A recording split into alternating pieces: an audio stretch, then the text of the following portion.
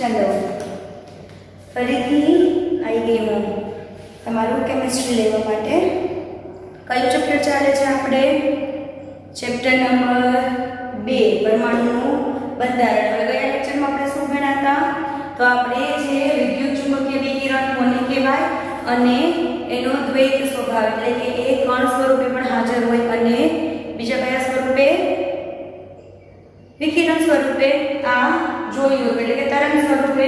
હવે આજે જે આપણે જોવાના છે એનો દ્વૈત સ્વભાવ એક કેવો છે કણ સ્વરૂપ બીજો કેવો છે તરંગ સ્વરૂપ।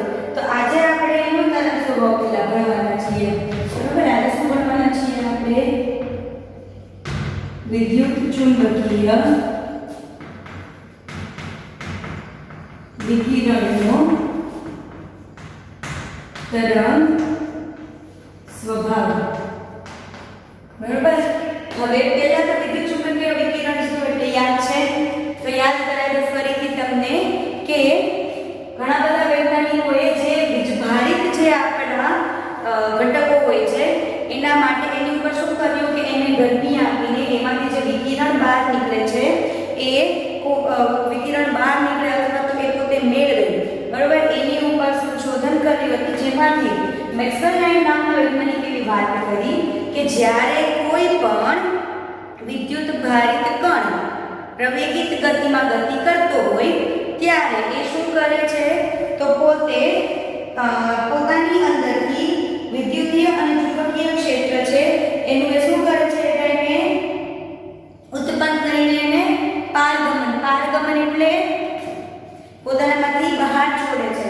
એટલે જ્યારે કોઈ પણ વિદ્યુત રીતે ભારિત હોય એટલે કે ધન વીજભારિત અથવા તો ઋણ વીજભારિત જ્યારે કોઈ પદાર્થ હોય છે એ જ્યારે પ્રવેગિત ગતિ કરે તો શું કરે કોઈ પણ જાતનો પ્રકાશ છે વિકિરણ એટલે કે પ્રકાશ બરાબર કોઈ પણ રીતનો પ્રકાશ છે એ આપણો વિદ્યુતીય અને ચુંબકીય પ્રકાશને શું કરે છે પારગમિત બરાબર। એ મેક્સવેલે શું આપણને એના ઉપરથી આપણને શું ખબર પડી કે વિદ્યુત ચુંબકીય વિકિરણ કોને કહેવાય। હવે એ વિદ્યુત ચુંબકીય વિકિરણની ખબર પડી હવે એ જાણીએ કે ભાઈ આ પ્રકાશ છે અથવા તો વિકિરણ છે એનો સ્વભાવ બધાને કઈ રીતે ખબર પડી કે તરંગ સ્વભાવ છે તો જ્યારે પહેલાના સમયમાં એટલે કે 1900 સમથિંગ થી પહેલાની વાત છે ત્યારે આપણે જે બધા વૈજ્ઞાનિકોએ એવું માન્યું હતું કે પ્રકાશ કયા સ્વરૂપે છે કણ સ્વરૂપે તરંગ સ્વરૂપની ત્યારે કોઈને કંઈ જ માહિતી નહોતી।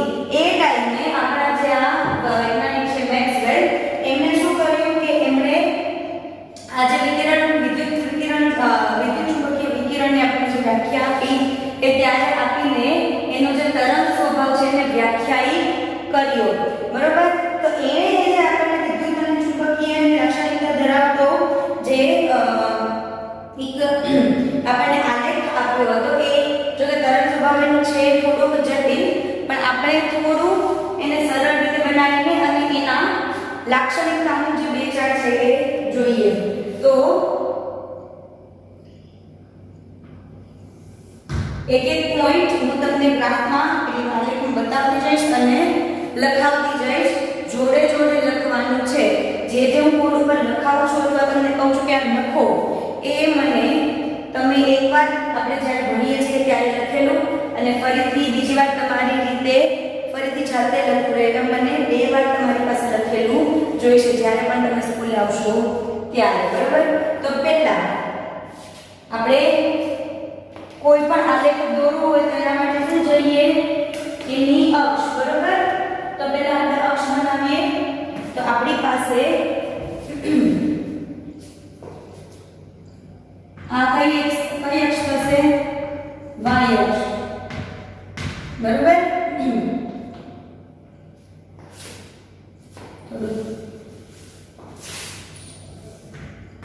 આ y અક્ષ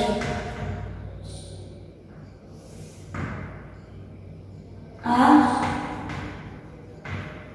z અક્ષ અને આ x અક્ષ બરાબર। તો આ ત્રણેય એકબીજાથી કેવી હોય 90 ડિગ્રી આ બે વચ્ચે 90 નો ખૂણો આ બે વચ્ચે 90 નો ખૂણો અને આ બંનેની વચ્ચે પણ 90 નો ખૂણો, બરોબર? એટલે આમાંથી જ્યારે તરંગ હવે કેવું થશે કે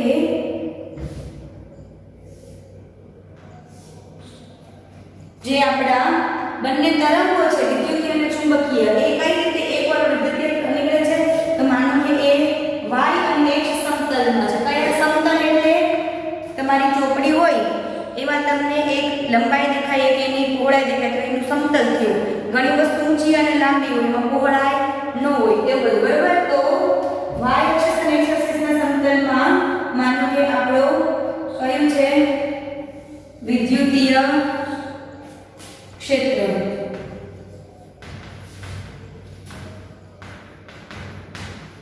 બરાબર?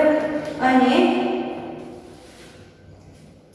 z અને x ના સમતલમાં આપણી પાસે છે ચુંબકીય ક્ષેત્ર, એટલે કે કંઈક આ રીતે. એટલે આ બે એકબીજાથી કેવી થશે 90 ડિગ્રીએ.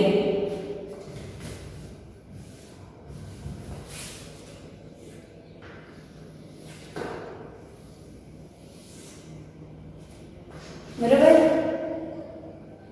તો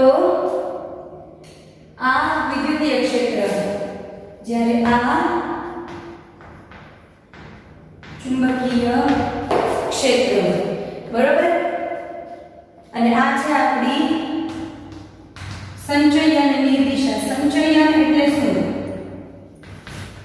તો સંચયન એટલે માનો કે અહીંયા મારા હાથમાં એક દોરો છે, અહીંથી દોરો કોઈ સ્ટુડન્ટમાંથી કોઈ છોકરી છે જેના હાથમાં છે અને આગળ દોરો લઈને જાય છે તો અહીંયા મારા હાથમાં એ 0 પોઈન્ટ છે અહીંયા, બરોબર? અને પછી આગળ દોરો લેતી જાય છે તો દોરાનું શું થયું? સંચયન. તો તમે જોશો તો એક વસ્તુ તમને શું દેખાય છે? આપણે પહેલો પોઈન્ટ જોઈએ. પહેલું તમને આમાંથી શું ખબર પડે છે? તો પહેલું જો આપણું વિદ્યુતીય ક્ષેત્ર છે એ y અને x સમતલમાં, જ્યારે ચુંબકીય ક્ષેત્ર એ z અને x સમતલમાં, એટલે એકબીજાને લંબ થયા, બરોબર? એક આ રીતે છે, બરોબર? અને એક જે છે એ આ રીતે છે, આમ. તો આ અને આ એકબીજાને લંબ થયા એટલે આપણા બંને જે તરંગ છે એ બંને તરંગો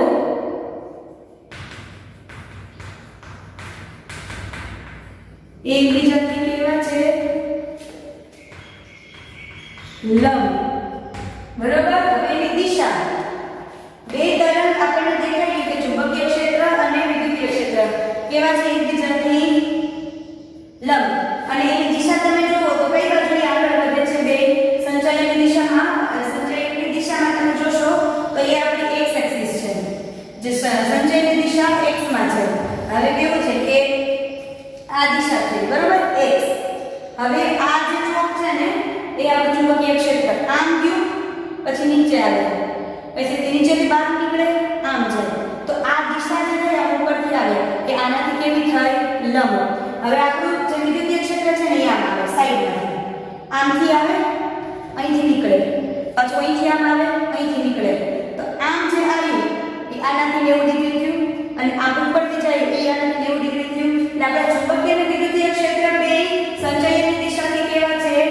લંબ. તો બંને તરંગો એકબીજાથી અને સંચયનની દિશાથી કેવા છે?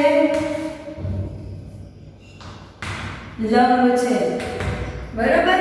આમ ટૂંકમાં લખાવ્યું છે તમને કે બંને તરંગો એકબીજાથી અને સંચયનની દિશાથી લંબ.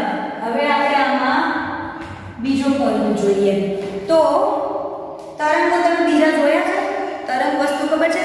હવે આપણા એક આવે આપણે જે બોલીએ એના તરંગો, એને કેવા તરંગો કહેવાય? બોલીએ એને અવાજના તરંગો. અને બીજા આપણે પાણીના, તો અવાજના તરંગ એ આવા જોઈએ, પાણીમાં જે તરંગ બને એ આવા જોઈએ. તો અવાજના તરંગ જે છે, હું જ્યાં બોલું છું એ અહીંયા ફોન જ્યાં રેકોર્ડિંગ થાય છે ત્યાં સુધી પહોંચવાનું, અથવા માનો કે તમે સામે ઊભા છો તમારા કાન સુધી પહોંચવાનું એક માધ્યમ કોઈ હશે. કોણ? હવા. કે હું આ બોલું છું ત્યાંથી તમારા સુધી હવા દ્વારા તરંગો આવે છે. પાણીના જે તરંગો છે એ પાણીના લીધે આગળ વધે છે, તો એ દરેક તરંગને શું જોઈએ છે? કોઈને કોઈ માધ્યમ. શેના માટે? સંચયન માટે. પણ આપણે જે વિદ્યુત ચુંબકીય જે તરંગો છે એને કોઈ પણ માધ્યમની જરૂર પડતી નથી. એટલે બીજો પોઈન્ટ શું આવશે કે અવાજ અને પાણીના તરંગની જેમ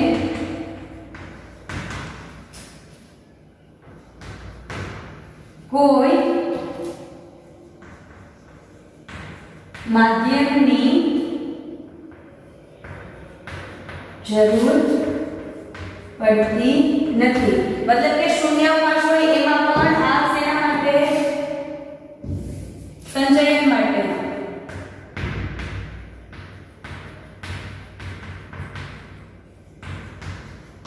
જરૂર નથી. એટલે કે શૂન્યાવકાશમાં પણ આ તરંગનું સંચયન થશે. બરાબર. હવે આવ્યો ત્રીજો પોઈન્ટ આપણી પાસે. તો ત્રીજો પોઈન્ટ એવો છે આપણી પાસે કે આ જે આપણા તરંગો છે એને અલગ અલગ પરિમાણોથી માપી શકાય છે. તરંગોને અલગ અલગ પરિમાણોથી માપી શકાય છે. કઈ રીતે માપી શકાય?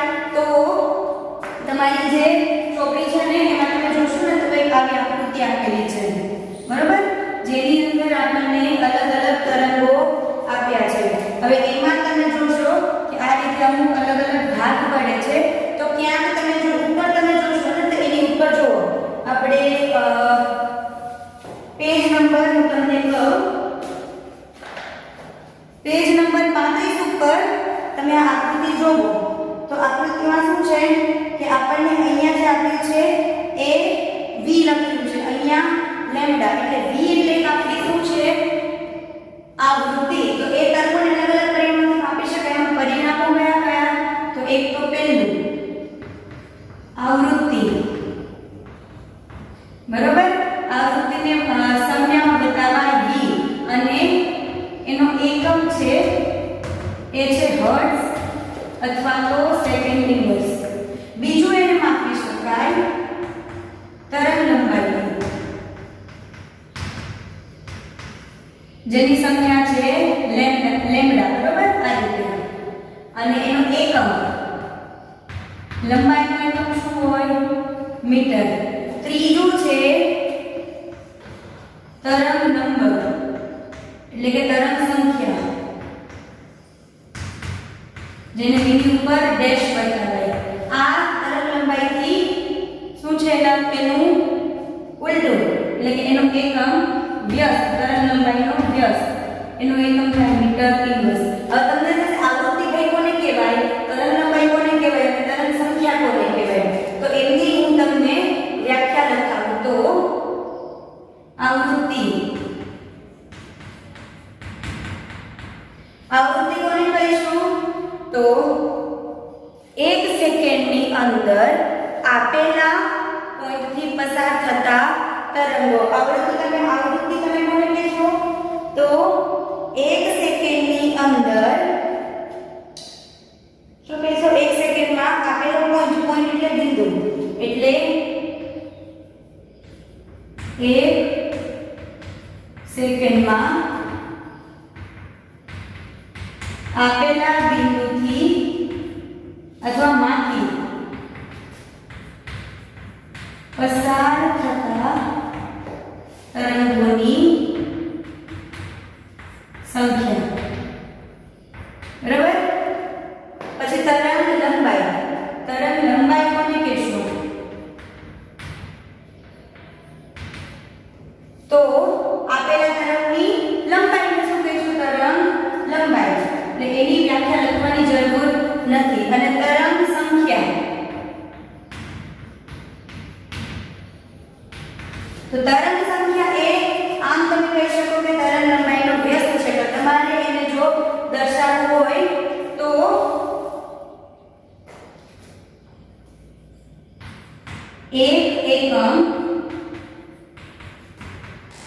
લંબાઈમાંથી પસાર થતા તરંગોની સંખ્યા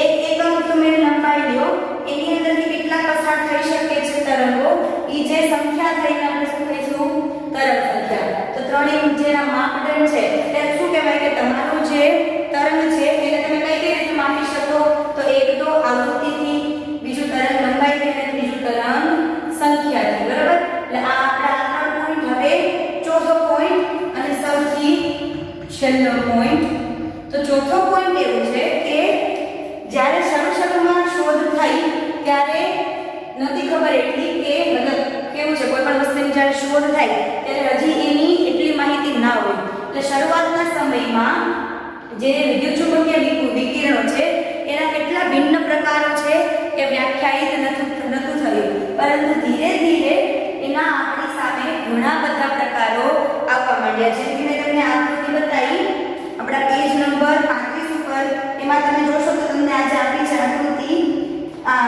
2.7a એમાં તમે જોવો તો તમને શું આપ્યું છે એક દીર્ઘ રેડિયો તરંગો સૂક્ષ્મ તરંગ કોને કહેવાય તો જે આપણે વિમાનના રડારમાં જે વપરાય એ તરંગો પછી પારરક્ત પછી એ પારરક્ત અને પારજાંબલી એટલે કે 1016 અને 1014 ઘાતની જે આપણી આવૃત્તિ છે એની વચ્ચે તમને આવી કરેલી લાઈન આપી છે 1015 ઘાતે જે આવૃત્તિ આવે એ આવૃત્તિમાં તમને આવો લાઈન આપી છે આ શું છે તો 1015 ઘાત આવૃત્તિ ધરાવતા તરંગો હોય એ તરંગો આપણે નરી આંખેથી જોઈ શકીએ એટલે કે જે લાઈટ આપણને દેખાય છે એ લાઈટની આવૃત્તિ કેટલી હશે 1015 ઘાત અને એની તરંગ લંબાઈ કેટલી હશે તો 10 - 7 ઘાત જેવી થઈ બરાબર તો આને કેવું કહીશું આપણે નરી આંખે દેખાતું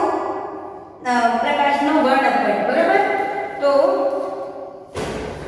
આ રીતે અલગ અલગ ઘણી આવૃત્તિ આપણી સામે આવી અને ઘણી તરંગ લંબાઈ પણ આપણી સામે આવી અને એ આવૃત્તિ અને એ તરંગ લંબાઈને વાપરીને આપણે જે પ્રકાશ જે શબ્દ છે એના ઉપર ઘણી આગળ પ્રગતિ કરી જેમ કે ત્યાર પછી ખ્યાલ આવ્યો કે આ બધી આવૃત્તિઓ જે છે એટલે કે આપણે એક્સ રે થયા ગામા રે થયા પછી રેડિયોના કિરણો થયા સૂક્ષ્મ કિરણો થયા યુવી એટલે કે આપણે પારદર્શક પારજાંબલી નરી આંખે દેખાતા એ બધા જે પ્રકાશો છે એ જ્યારે શૂન્યાવકાશમાં તરંગ એના આગળ સંચયન કરતા હોય ત્યારે એની ગતિ એક સરખી હોય છે ત્યારે એની ગતિ કેવી હોય છે એક સરખી અને એ ગતિને આપણે બતાવીશું જે નામ આપ્યું છે એના નામ આપણે આપ્યું છે પ્રકાશની ગતિ શું નામ આપ્યું છે પ્રકાશની ગતિ જે છે 3×10⁸ મીટર/સેકન્ડ બરાબર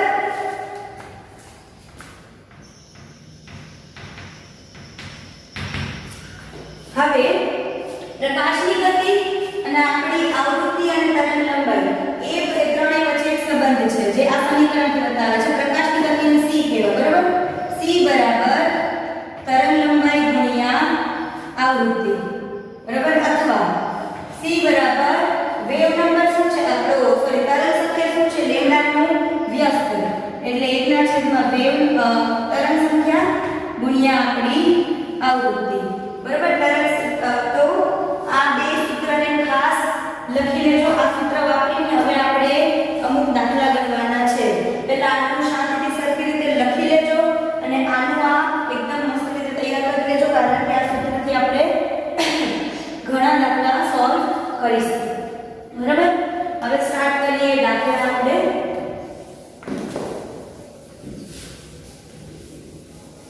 ચોપડીમાં ખોલો જોઈએ દાખલા નંબર શું આપ્યો છે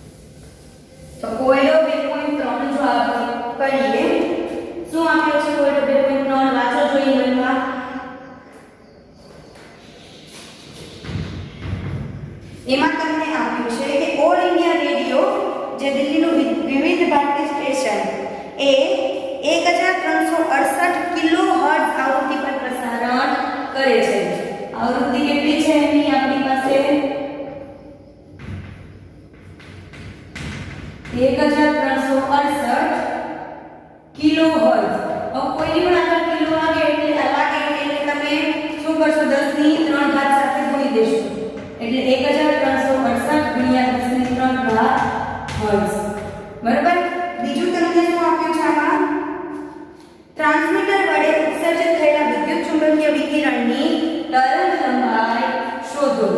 એટલે લેમ્ડા બરાબર કેટલા? તો તમને c ની કિંમત ખબર છે, c અને લેમ્ડા અને આવૃત્તિનું તમને સમીકરણ પણ ખબર છે કે c બરાબર લેમ્ડા ગુણ્યા આપણી આવૃત્તિ. તો તમારે જો લેમ્ડા શોધવું છે તો c ના છેદમાં v. c ની કિંમત કેટલી છે આપણે પ્રકાશના વેગની? તો 3 ગુણ્યા 10 ની 8 ઘાત છેદમાં શું આવશે? 1368 ગુણ્યા 10 ની 3 ઘાત. હવે ઘાતોની ઘાતની તમે ગણતરી કેવી રીતે કરશો?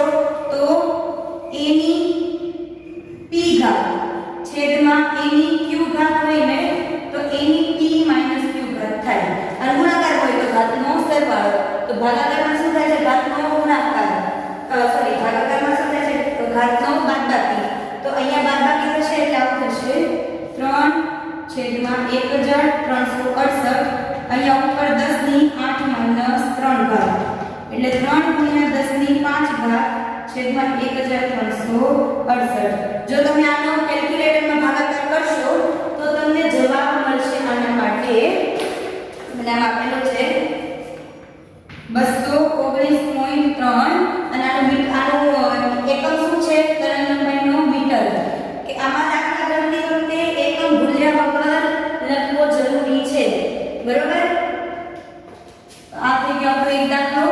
હવે આ દાખલા નંબર 2 એટલે કે 2.4. તો 2.4 જોઈએ. 2.4 માં શું આપ્યું છે? દૃશ્યમાન વર્ણપટનો તરંગ લંબાઈ વિસ્તાર.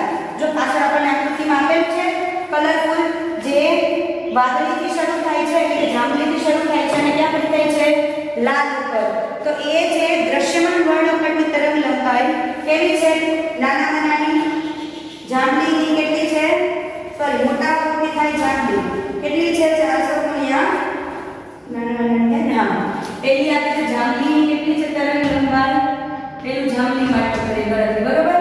તરંગ લંબાઈ કેટલી છે? 400 નેનોમીટર. હવે 1 નેનોમીટર બરાબર 10 ની માઈનસ 9 ઘાત મીટર થાય. તો અહીંયા શું કરશું? 400 ગુણ્યા 10 ની માઈનસ 9 ઘાત મીટર. પછી શું કીધું છે તમને? લાલ માટે આપેલું છે. લાલ માટે કેટલી છે? 750 નેનોમીટર. એટલે કેટલા થયા? 750 ગુણ્યા 10 ની માઈનસ 9 ઘાત મીટર. આ બંનેને તમારે શેમાં ફેરવવાના છે? આવૃત્તિમાં. બરોબર? એટલે આ જ સૂત્ર લાગુ પડશે. પણ આમાં શું શોધવાનું છે? આવૃત્તિ. એટલે v બરાબર થાય c ના છેદમાં લેમ્ડા. c એટલે 3 ગુણ્યા 10 ની 8 ઘાત અને છેદમાં લેમ્ડા કેટલું છે? 400 ગુણ્યા 10 ની માઈનસ 9 ઘાત. બરોબર? હવે અહીંયા કેવું છે? જેટલા અહીંયા શૂન્ય હોય ને એટલી ઘાત તમારે એટલી ઓછી થાય. ઓછી થાય એટલે તમે શું કરશો? જ્યારે માઈનસમાંથી ઓછું થાય તો આપણો કેવો થઈ જશે? નાનો. બરોબર? એટલે કે 3 ગુણ્યા 10 ની 8 ઘાત છેદમાં 4 ગુણ્યા 10 ની માઈનસ 7 ઘાત. બરોબર? હવે આની ગણતરી કરો તમે તો શું થશે? 3/4 ગુણ્યા 10 ની 8. આ કઈ રીતે છે? જો 8 માઈનસ 7 તો માઈનસ માઈનસ પ્લસ એટલે 8 વત્તા 7 કેટલા થઈ જાય? 15. તો જ્યારે તમે આની ગણતરી કરશો ત્યારે આપણને જવાબ મળે છે આનો 7.50 ગુણ્યા 10 ની 14 ઘાત શેમાં? હર્ટ્ઝમાં. બરોબર? આ 15 કેવી રીતે થયું સમજાણું? 8 માંથી શું કરવાનું છે? 7 માઈનસ 7 બાદ કરવાના છે. એટલે તમે શું કરો? 8 માઈનસ 7 માઈનસ પ્લસ 8 ગુણ્યા 7 એટલે 8 ને 7 કેટલા થાય? 15. ચલો હવે લાલ માટે જોઈએ તો લાલ વર્ણપટ માટે કેવું છે? અહીંયા સમીકરણ સીધું મૂકી દઈએ. આવૃત્તિ બરાબર સમયનો વેગ છેદમાં તરંગ લંબાઈ 3 ગુણ્યા 10 ની 8 ઘાત છેદમાં 750 છે એટલે હું એને 750 ગુણ્યા 10 ની માઈનસ 9 ઘાત. હવે આમાં એક પછી એક 0 છે એટલે ઓછું થઈ જશે. 3 ગુણ્યા 10 ની 8 ઘાત છેદમાં 75 ગુણ્યા 10 ની -8 ઘાત એટલે આમાં કેવું થશે 8 + 8 3 ભાગ્યા 75 ગુણ્યા 10 ની 16 ઘાત તો જ્યારે આગળ તમે કેલ્ક્યુલેટરમાં આની ગણતરી કરશો ને એટલે આનો જવાબ તમને મળશે 4 ગુણ્યા 10 ની 14 ઘાત આ તમને શું મળ્યું ખબર છે આ બંને આપણા લિમિટ એટલે શું કહેવાય કે કોઈનો કોણ છેડો કે આપણી જે નરી આંખે દેખાતો પ્રકાશ છે નરી આંખે દેખાતા તરંગો છે એ 4 થી 7.5 ની વચ્ચે આવેલા છે 4 ગુણ્યા 10 ની 14 ઘાત અને 7.5 ગુણ્યા 10 ની એટલે આની પાછળ બીજા 14 મીંડા અને આની પાછળ બીજા કેટલા 14 મીંડા આટલાની વચ્ચે આવેલા છે એટલે કેટલા તરંગો હશે કેમ કે પાછળ 14 મીંડા એટલે ઈ વચ્ચેનો તફાવત કેવડો મોટો થાય એટલે આ આપણને મળી આપણે લિમિટ શેની નરી આંખે દેખાતા પ્રકાશની હવે છે 2.5 ની વાત કરીએ તો એમાં તમને આપેલું છે પહેલું વિકિરણ જેની તરંગ લંબાઈ એટલે લેમ્ડા કેટલી વચ્ચે 5800 એંગસ્ટ્રોમ હવે 1 એંગસ્ટ્રોમ બરાબર 10 ની -10 ઘાત મીટર થાય બરાબર એટલે લેમ્ડા કેટલું થઈ જાય આપણું 5800 ગુણ્યા 10 ની -10 આ બે મીટર કાપી નાખો એટલે 58 ગુણ્યા 10 ની -8 ઘાત બરાબર બીજું આગળ આપ્યું છે તેની એક શું શોધવાનું છે તરંગ સંખ્યા બરાબર કેટલા અને બીજું આવૃત્તિ v બરાબર કેટલા પેલા v ડેશ એટલે કે તરંગ સંખ્યા બરાબર શું થાય તરંગ લંબાઈનો વ્યસ્ત કરો જોઈએ એટલે કે 1/58 ગુણ્યા 10 ની -8 આ ઉપર જાય તો ઘાત સરવાળામાં બદલાય છે એટલે 10 ની 8 ઘાત છેદમાં 58 તો આનો જવાબ તમને મળશે 1.724 ગુણ્યા 10 ની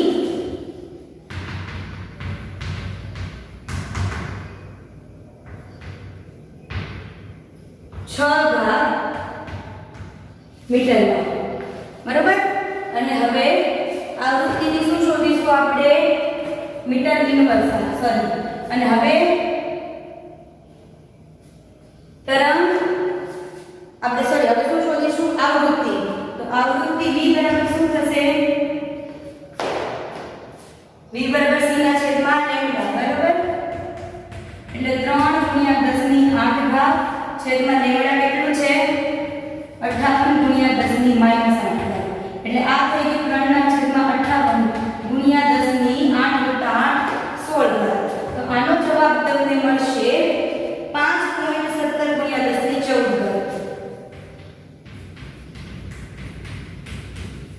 હર્ટ્ઝમાં તો આ 4 અને 7.5 ની વચ્ચે આવે તો હા આવે એટલે આ શેનું છે નરી આંખે દેખાતા વર્ણપટનો જ એક ભાગ છે ત્રણેય દાખલા એકદમ સરખી રીતે નોટબુકમાં લખજો ફરીથી તમારી બુકમાં કોઈ બીજી જે રફબુક હોય એમાં ફરીથી ગણજો બરાબર તો જ આ વસ્તુ આવડશે નહીંતર અત્યારે લેક્ચરમાં સમજાશે 2 દિવસ પછી ભૂલી જશો એટલે આ ફરજિયાત તમે બીજી વાર તમારી રીતે ગણજો ખરા બરાબર હવે આજ અહીંયા પર રાખીએ હવે આજે આપણે ભણ્યા કેવો તરંગ સ્વભાવ કાલે ભણીશું કણ સ્વભાવ બરાબર ચલો તો મળીએ કાલે